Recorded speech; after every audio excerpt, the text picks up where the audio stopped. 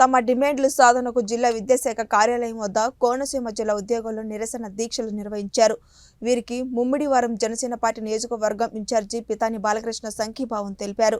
ఈ సందర్భంగా బాలకృష్ణ మాట్లాడుతూ ఒక్క ఛాన్స్ అంటూ అధికారంలోకి వచ్చిన జగన్మోహన్ రెడ్డి రాష్ట్రాన్ని అప్పుల పాలు చేసి అభివృద్ధి లేకుండా అన్ని వర్గాలు వారిని ఇబ్బందులు పడేలా చేశారని, రానున్న ఎన్నికల్లో జనసేన పార్టీ టీడీపీ పార్టీ అధికారంలోకి రావడం ఖాయమని, తమ ప్రభుత్వం వచ్చిన వెంటనే అన్ని విధాల ఆదుకుంటామని హామీ ఇచ్చారు. శిక్ష ఎంప్లాయీస్, కాంట్రాక్ట్ ఎంప్లాయీస్ అందరూ కూడా గత 4 రోజులుగా మరి జీతాలు చెల్లించడం లేదు, రెగ్యులరేషన్ చేయట్లేదని దాని మీద ఇవాళ 4వ రోజు మరి సమ్మెలో దిగడం. వీరి పాపం జీతాలు లేకుండా ఎంతో మరి బాధల్లో ఉన్న మరి ఎవరైతే ఎంప్లాయీస్ సమగ్ర శిక్ష ఎంప్లాయీస్ ఎవరైతే ఉన్నారో వాళ్ళకి జనసేన పార్టీ తరఫున 2వ రోజున మొన్న వచ్చి సంఘీభావం పలికాం. ఈ రోజు కూడా వారికి సంఘీభావం పలకడం జరిగింది.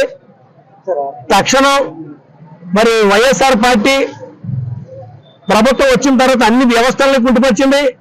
ఉద్యోగస్తుల్ని రెగ్యులేట్ చేస్తారని అన్ని డిపార్ట్మెంట్లని కూడా చెప్పారు జగన్మోహన్ రెడ్డి పాదయాత్ర చెప్తూ.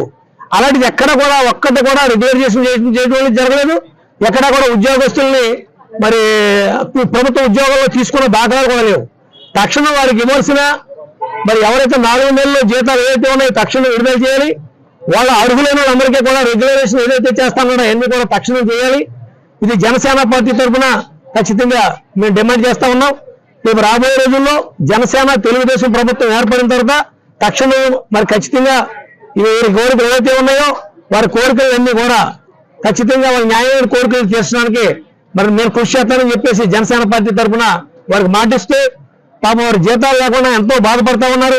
ఎందుకంటే వాళ్ళ కష్టాల్లో పాలు పంచుకోవాలనే ఆలోచనతో ఈ రోజున వారికి ఒక్కరోజు మరి భోజన వసతిని నేను ఏర్పాటు చేయడం జరిగింది. ఆ కార్యక్రమంలో భాగంగా ఇక్కడికి వచ్చి నేను మళ్ళీ ఇవాళ పాల్గొని వారికి మద్దతు ప్రకటించడం జరిగింది. తప్పకుండా రేపు మా పవన్ కళ్యాణ్ గారు ఏదైతే ఆయన ఆశయం, ఆయన ఎప్పుడైనా సరే ఓడినా గెలిచినా ఒకటే ఆశయం, 10 మందికి సేవ చేయాలి, కష్టాల్లో ఉన్న వాళ్ళకి సాయం చేయాలి. ప్రతి ఒక్క దాంట్లో కూడా మరి వాళ్ళ వరదల్లో కానివ్వండి, కరోనాలో కానివ్వండి, ఆయన పిలుపు మేరకు ఎన్నో సేవా కార్యక్రమాలు చేసాం. మేమందరం కూడా ఆయన సేవే దృక్పథంగా పనిచేసే పవన్ కళ్యాణ్ గారి నాయకత్వంలో మేము పనిచేయడం మా అదృష్టం.